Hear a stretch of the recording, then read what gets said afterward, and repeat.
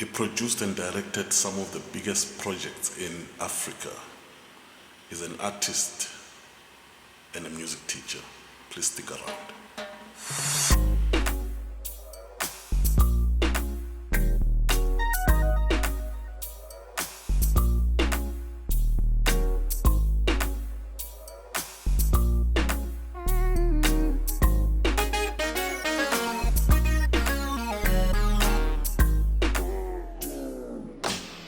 Siyanqoba, Mthethwa. Thank you.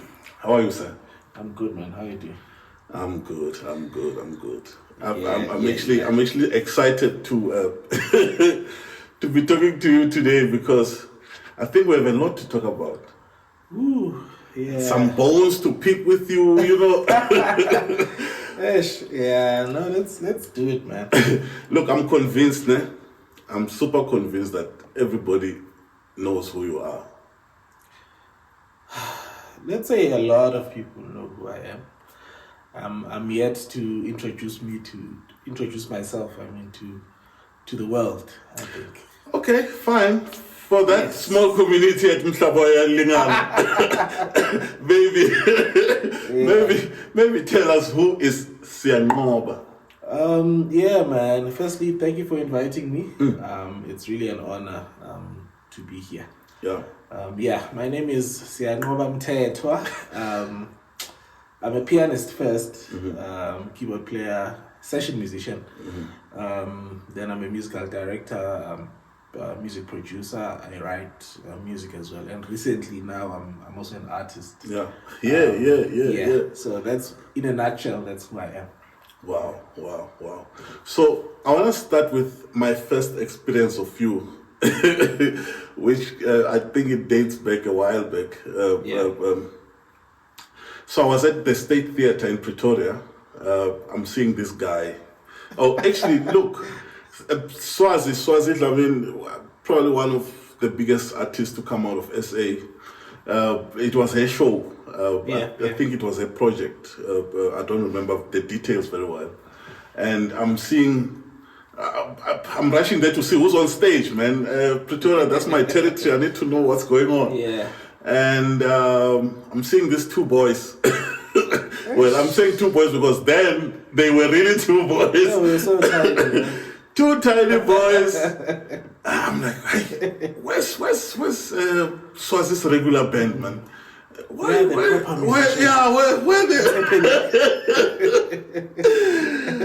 The one tiny boy was on bass and the one was on piano.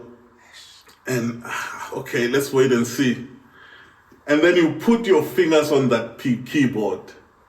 I remember because I owned a keyboard like that one. I still do. It was a Phantom yes. X8. Yeah. So I'm like, he's even disrespecting that machine, man. And then you put your fingers on that thing.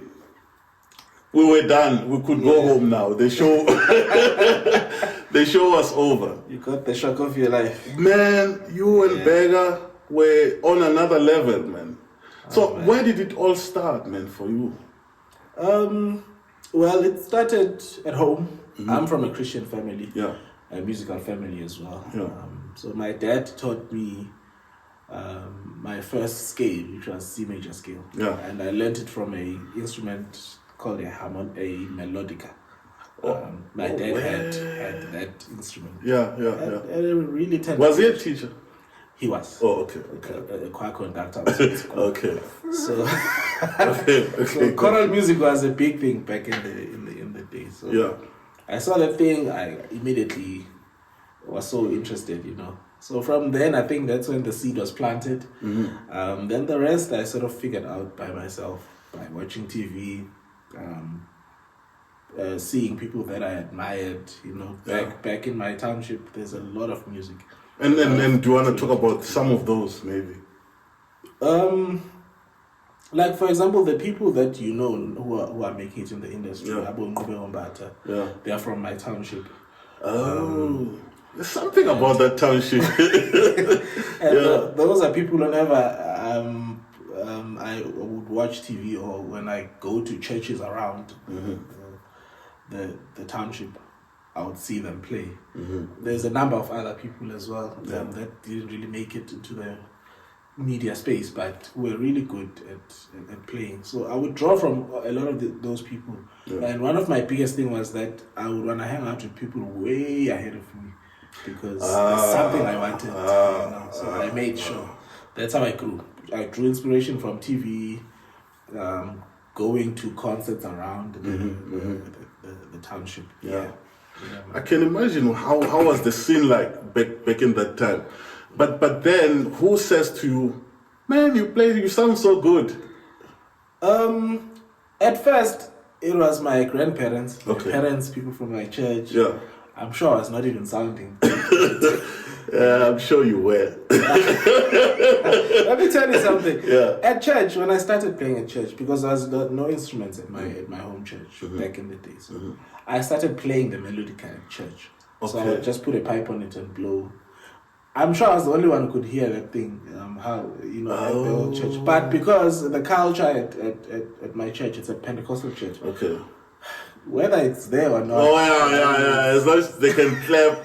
And tomoy left and right.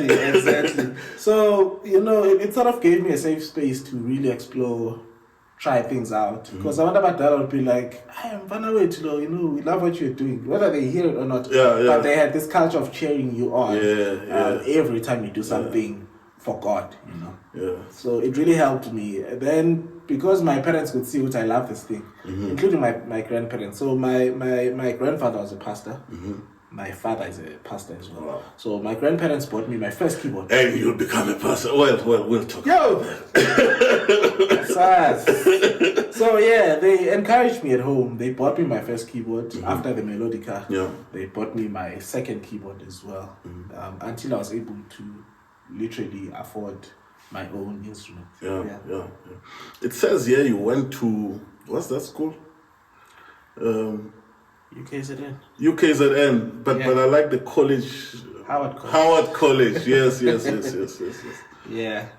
The term there was from 2006 till 2009 when then I graduated in 2010.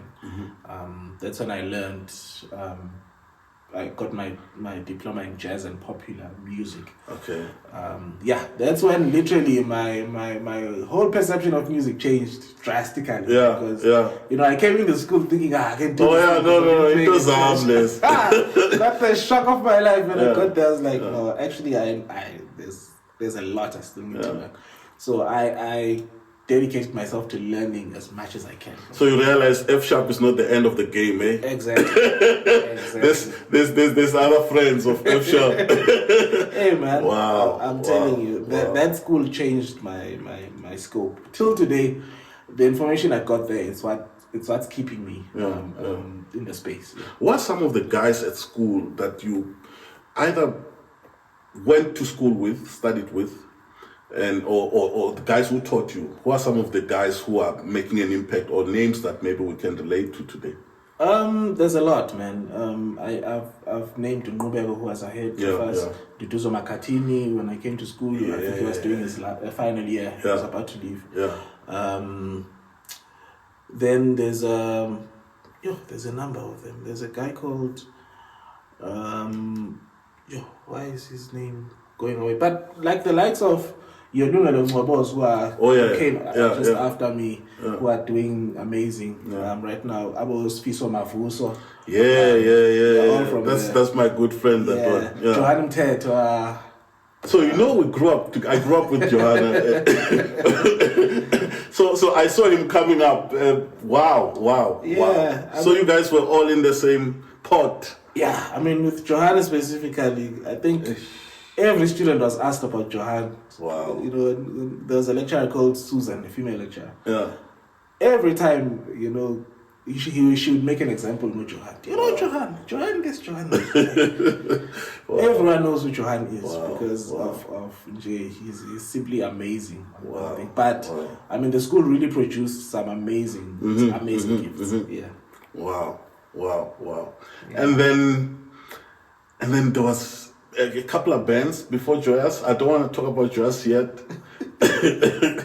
You worked with Swazi. Yeah. I worked with Swazi. There was a period when she relocated to KZN. So when she came to KZN, we were the people that she approached to work with. Okay. She started a concept called Gospel Meets Jazz. Yeah. So we were the band for that. Okay. Throughout her duration in KZN, so we were working with her, and she was the person that actually introduced me to the whole space, the media space. She got us playing with the likes of Siporazi, Judith Sipuma. It was through her contacts. So it was her. It was Ernie Smith that I worked with also during that period. So when I was studying, funny enough, I was already working with these great people during that time. Yeah. Wow. So uSwazi ukufake intweni. Definitely. No, she did. Wow. She's amazing, man. Yeah. She's amazing. Yeah. I just wish she can go back to recording again. We are here for that. I mean, till today, she's one person that I'm loyal to because of the input that she had in my life. And I always tell her, I see everything that you're doing and it's great, but whenever you do those jazz projects, there's just something, eh? There's just something. Yeah. And there's a sister whom I'm a fan of to this day. Did you work with her as well? Who? Is it Nokanya? Nokanya Tlamin. Yeah. I've done gigs with Nokanya Tlamin, yes. Okay. We just haven't done a project together. Oh, I see. But I've done so many gigs with her, yeah. I see. Yeah. Well, and then who said, come to Joyous? Nqubeko approached me, and that time I was in Joburg. Excuse me. I was in Joburg for one of Swazi's projects. So he came to Swazi's house at the time. Yeah. And he literally approached me to say, I think his term at Joyous was about to end. So he needs someone to come in, first as a keyboard player, then eventually someone to take over the reins as musical director. Wow. Yeah. Wow. Yeah. I mean, that probably was the biggest pressure, honor. Also, I think at the time, if he was honest with me, I was probably gonna decline because he just approached me to come and play. Okay. To be on keyboards. He never mentioned anything else beyond that. But I realized as I was there. Oh, actually, this one is planning to leave. So. It's looking for good hands to leave this thing. Yeah. So because Jazz Celebration is a huge platform. They've been doing so well for years now. And at that time when I was coming in, Joyous was at its peak. So I joined from Joyous 15 as a keyboard player. So the shoes were big, man. Big. Also, you joined Joyous 15. Yeah. It's probably just 50 now, 60. Joyous 26. And imagine Joyous 15. That was 2010. Ne? Good grief. Yeah, it's over a decade ago. What are some of the experiences that you have? I don't want to say challenges or experience. What are some of the highlights and perhaps the lowlights, if there's such a word, that you had with Joyous Celebration? Well, the highlights, I think, for my career was when I produced my first Joyous Celebration project. It was Joyous 17. It was truly, I think everything that I've wanted to try out musically, they gave me a platform to explore and see with the choir in a bigger stage and all of that. Everything that I've been dreaming about. Because I remember the conversation I had with Babulin Mkize, and he was saying, we are not looking for someone to be another Nqubeko. Oh yeah, of course. There need to be growth. Yes. Yeah. So that conversation then put me in a place to say, okay, then I can do whatever that I've been thinking I want to do when I get an opportunity like that. Because to try and be a Mbatha is really applying to faith. Yeah, no. There can only be one. Exactly. And there can only be one Siyanqoba. So the best way to win at this is just by being yourself, So the leaders of Joyous Celebration really trusted me enough to apply my personality into an already existing outfit. You can imagine, they already have a signature going. Yeah, they already have like 57 albums. Yeah. We love Joyous. Hey man. So it's really propelled me and helped me to say now that was a highlight for me. Wow. In terms of lowlights, that is what hey my nigga does. there are a couple of them, For me as a producer, I would say the one project that I wish I could have done better was Joyous 20. Mainly because it was done at a stadium. And it was the biggest project. Yeah. That's why you called everybody. Yeah. I didn't have enough time, man, to work on that project. And we had two projects to do, the one with the alumni and the one with the current. So but you see, this is my problem with you guys, creative guys. Hey, we don't see the thing that you're talking about. Yeah. I mean, that project probably gave us some of the best songs, man. No, definitely. I mean, that's what I'm saying to you as a producer, because I know what I would have wanted to achieve, which was way more. Yeah. But I mean, we did what we could with the time that we had. It was still an amazing project to reach the market, Yeah. I just wish I had more time, So I see some Facebook Live. You are in the States with this guy, I wish I can find that video because I want everybody to see that video. Hey, you're in the States. I think you were in Dallas. Okay, so that trip was the first trip we did with Ubablinda Mkize before the actual trip with the whole team. Okay. We were in Los Angeles. Yeah. Okay. To basically start brainstorming and workshopping the music that we were gonna do as a collective with Potter's House Choir. Yeah. So we met at a studio in LA. What studio was that? I can't even remember. I just came from a studio in LA, so I thought maybe it's the one. Yeah, I can't even remember the name. It was so long ago. But we were working there with Oscar, who's the musical director at Potter's House currently. So yeah, I think he also was proper shocked because he didn't think that I could play the way I played. And remember, I remember him asking, "Can you play G?" I'm like, South Africa, come gather here. I was laughing the whole time, and the funniest thing is that he was live, but I could see a lot of South Africans on his live. They were saying, my brother, you are yet to be shot. So, but also, I mean, I was still young back then. So shot for Sabas. The younger they are, hey? And I'm that guy that I'm quite reserved, very unassuming. So you wouldn't think, okay, this guy can actually do 1, 2, and 3.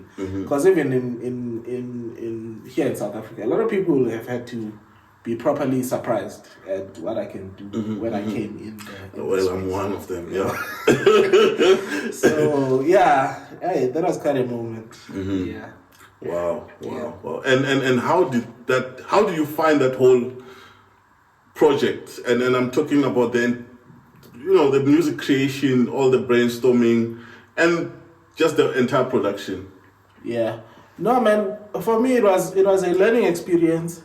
As much as I was also contributing to the project, but being in that space, for me, I was like, let me also use the opportunity to learn from these guys because, I mean, America is ahead in terms of resources. Of course. So we learned a lot, man, from Potter's House guys. We even got an opportunity to meet people like Justin Savage, Terry Baker, and all these guys who we see on recordings. So more than just going there to record, we got an opportunity to learn. And I think what made them appreciate what we do is all the African elements that we came with. So it was good also to teach them a few things. We taught them our songs there, and and also they showed us a few things. So they were very welcoming, you know. Yeah, it was a great trip. So it must be put on record that I attended from Joyous 1 and and I went to Joyous 2. I went to Joyous 3. I went to Joyous 4. Somewhere along the line, I got tired because I keep on going. You understand? But then you guys came in. Nqubeko came in. You came in at some point, and then I disappeared from these shows. And boom, one day I decided, let me go attend another Joyous show. And I look around, I don't see you on the keyboard. I ask around, where's this guy now? And then funny enough, I had your number, but I couldn't even call to say, Endo, somebody, I think there's someone on your seat. And then what happened? After Joyous 21, I left. I just needed space to explore other things in the industry, because as a Joyous celebration producer, it takes all of your time. So I just needed a break to establish a few things that are personal to me. And I was away for how many years? 3 years. Yes. Then I came That back. was a short break. Okay. Yeah, I came back. Felt long, but Wow. I'm just saying. I won't ask you what they did. So I was away for a couple of years. Wow. And you want to share what you were doing in betwixt? That's when I launched ABC Piano, for example, which is running till today. I actually started by physical classes, then it gravitated to online. To make it easier. Then I also started working on my music more. I've got an album out and another one I will release next year. So I just wanted to now work on Siyanqoba. Establish your brand. Yes. Okay. And I've been meaning to ask, what is Kuba Zita? It's my, how do they say? It's Tagazelo. So like some clan name. Okay. Yes. So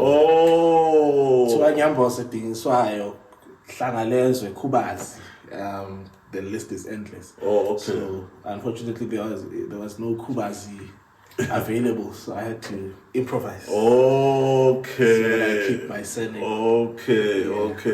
Yeah. So you started your music school basically, or rather giving out lessons. Yes. I'm just thinking about my daughter right now. But anyway.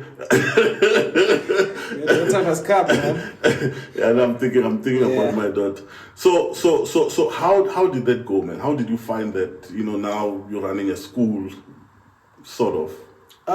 The academic space is totally different from the entertainment space.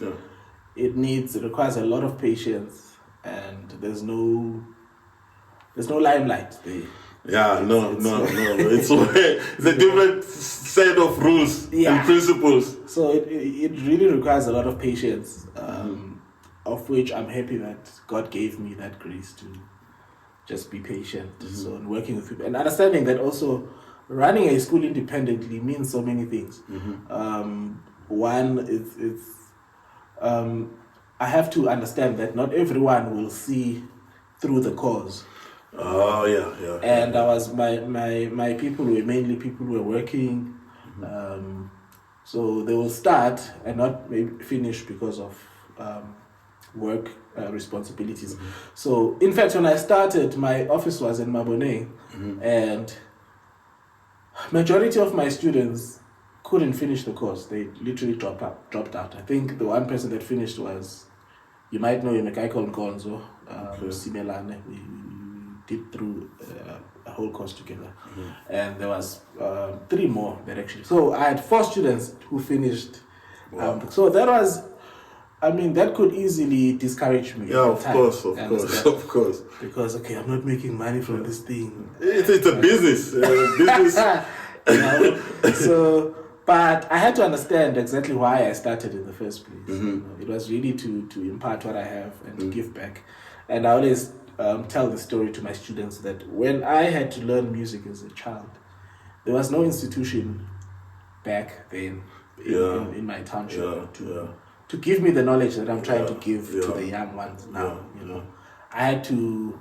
I think the school that I found at grade 11, which was a school called Kongisa by Spongile Kumalo's father, who was a professor. Oh. Ngoma, Okay. back at University of Zululand. Yeah. So they had a private school. Then I started learning some formal stuff there at that school. But now what I want to do, my biggest dream is that I want to have the program available at schools from a lower primary level. Because, I mean, a lot of white people, they get the privilege of having these things at a really tender age. And for me, that's when your mind is the quickest. You're able to absorb. It's a sponge. It's just you know, you can absorb as much information as you can. So that's my biggest dream, to have all the experience that I've gathered and the knowledge that I've acquired over this period of time, and give it back to the young ones, so that by the time they are my age, they don't have to, you know, do a lot of the things that we've had to do to survive in the industry. Wow. So how do you now take that online? It was hard, because the first attempt didn't go so well. I didn't have the resources, I didn't have the cameras and the microphones. You know, but God was just good. I remember the guy that actually helped me build the site came to my classes. His name is Sam Chiwanda. He's a good friend of mine now. But he's more on the online space. That's where he specializes. His business is there, but not even the music. He's doing telecoms. But he's got a whole team. He came as a student, did 2-3 lessons. Then the first time we met, he was like, "No, actually, the reason I'm here is to speak to you about taking this thing, all this information that you're doing online, because I understand that you also have a busy schedule outside of what you're doing." Because I was still gigging at the time. So I was like, well, you're still gigging, but we'll talk about that. So I was like, let's take all this information, pre-record all of these things, break it down into categories. Like he took it step by step with me. Do beginner's course, do intermediate course, do advanced course, do scales, everything. And we'll take all of this and build a site for you. And I did just that. I remember every Sunday at church, I would stay behind to record, because I had to use church facilities. I didn't have staff at the time. I recorded lessons. Like my site is probably have 150 videos and more that are there. So they built the site, and it's so easy to access it. You just have to subscribe. Subscription is 160 rand per month, and you get access to all of those videos. You just simply go where you think you wanna go. So if you're intermediate, you go there, but there's categories. Also, you put everything there for me to subscribe and just pick and choose whichever lesson. Then there's an option at the bottom, which is a WhatsApp option, where you can ask me questions. Nice. Maybe there's where you are stuck or whatever. Wow. So I launched that site in 2019, I think. Till today, it's still running. Man, so you just came from, and I mean, really, this is not new for you, but you just came out of this big project, gospel, classical, or something like and you worked with names like William Mcdowell and stuff like. Do you want to talk about that? I mean, one of the rare opportunities that come our way, Gule industry, and definitely it was it was one to remember.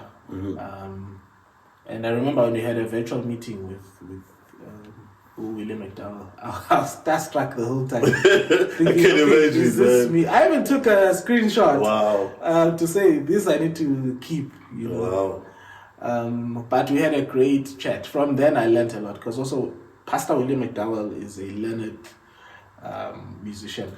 Yes. He's not just. Oh yeah, So it's not working with someone differences. like that, you must know your story. Wow, You know. wow. Even when we were discussing the music, it was more in music terms. It was not just you know, we're speaking retard, we're speaking AAPA and all of those things. So if you're not a scholar yourself, you're in trouble then. In that case, you know? And which is what I always say to students. If all you know is four. Then you're not good. They'll write you off from that first. So the experience, man, was wonderful. I wish we had more time, but unfortunately they only came on the week. So we met for one rehearsal, then we had another rehearsal during sound check. But man, they were so welcoming. I learned a great deal. Wow. So, man, I know one of the things you have worked on so well is your brand. Yeah. The Siyanqoba Mthethwa brand. You you have an album, man. And I wish everybody can listen to that album. But there's a song that you do with a lady called Mcdowell. Yes, sir. Man, there's something on that song. Talk to me about that song, man. Yeah, there's definitely a history for me with that song. I wrote the song one evening at my house. I won't lie and say I was in the border of between Swaziland and hey. I was at home, and in one of my practice sessions, because usually in the evenings that's the time I get to sit with my instrument to practice. So the melody came, and funny enough, it was just days before the show that I did in Joburg, where I featured a dude. So when the melody came, I knew exactly who was gonna sing this song. I called her immediately. I was like, I have a song for you, and please feature on my show, because only you can do that song. Took out a voice note. I tried to sing. I sent her. You know what? I'm actually listening to you singing. You don't want to listen to that. I think you'll hate the song if you hear me sing it. Yeah, Dudu did amazing, man. So the song just speaks about the realities of life, you know, how tough life can be. But you know, our solution is always prayer. God answers, God hears, God answers. So I wanted to really to appeal to everyone. Everyone has a story, a personal story on how life is to them. Of course. You know, but for me, the solution will always be Jesus. The solution is always there. So that's basically the message I wanted to bring out, but in a jazz. Of course. Jazz kind of a sound, and just you're able to slap. But anyway. Yeah. There's also this anthem with Onati. So to me, Onati is probably one of the most brilliant vocalists to come out of SA, and I hope to speak to him soon. If you're listening, please call Brother Onati. I need to speak to him. But then you guys went and created an anthem, and and where did that one come from?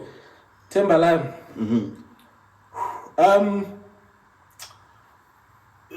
That song actually created at a rehearsal in Baseline that time back. For me, my brief was that I want to build a song in dedication to Soul Brothers, because I'm a big fan of the Soul Brothers. There's a ballad, a specific ballad that I love by them. So I wanted to build a song that sounds like that. Yeah. And Unat is one person. When I communicate my craziness, he immediately he catches. Yeah. There's always that one person. Yeah. So we're sitting chilling in one room, a bass line, and we just wrote the song, man. I had the melodies, he came with lyrics, we put it down. Wow. Yeah, actually, I did all the vocals on that day. Wow. Then when I actually went to record the song with the band, I just took the very same vocals. I didn't want to really do them or whatever. I just enhanced at the top. Oh, I hear. I hear. Wow. What's the title of that album, by the way? Coming Out. Coming Out. Yeah. You do yourself a favor. This one you're not doing him a favor. You do yourself a favor. You'll thank me later. Oh, man.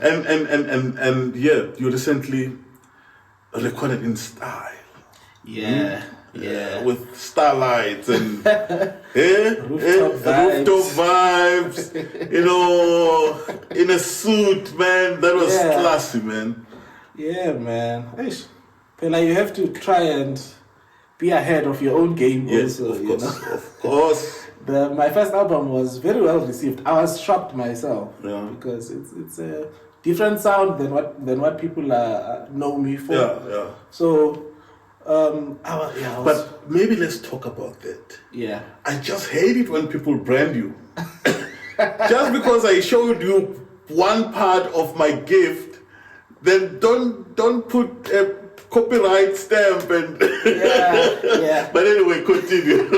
Yeah, it happens a lot in the market in Joburg. They see you, then they classify you. Because I've been so active in the gospel space, a lot of people don't know that I actually play jazz. So when they see me play jazz, they really get surprised. Yeah. So my album or my brand is to really showcase who Siyanqoba really is. Yeah. Apart from what you see out there, that's just me being a session musician, being a producer. Oh yeah. But there's more to me than basically what you see on gospel projects. Yeah. Wow. So now, what's next, man? My lazy mind says, this guy's done it all. But what's next? I can't say that, Mina. You can say it. Yeah. From judging from your observation. Yeah. But next year I'll be releasing my second project. Also, I would love to do something big soon. I'll reveal in due time. Yeah. But yeah, there's a lot I want to do. I want to also experience the international space properly. Yeah. You belong there, man. Look, trust me, you belong there. Yeah, man. Wow. So yeah, that's my dream now. Nationally, I've done a lot. There's still a couple of things to do as well. Yeah. But I would love to branch out and do the international space. Wow. Man, it's been a pleasure and an honor to sit and chat with the legendary Siyanqoba, ladies and gentlemen. Thank you, man. Thank you for having me, brother. Thank you so man. much, man. This was great.